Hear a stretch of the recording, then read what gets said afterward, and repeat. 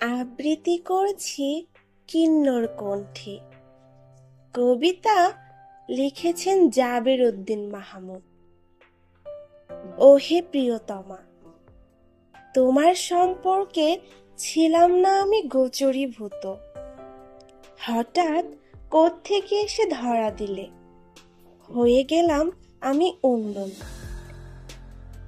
নিজের মধ্যে হয়ে গেছি লাপাত্তা, যেন পেলাম রূপকথার হীরামন। মহানাগ শঙ্খচূড় যেন দিল আমায় ছোবল, যে ছোবলে কাতরাচ্ছি আমি প্রবল।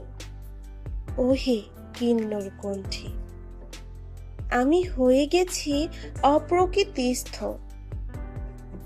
অবরে সবরে শুধু মনে পড়ে তোমায়, আর তোমার ওই চোস্থ মুখখানি। হয়ে এলে যেন তুমি আমার ড্রেসার, হিয়ায় যেন লেগেছে বনমঙ্গ।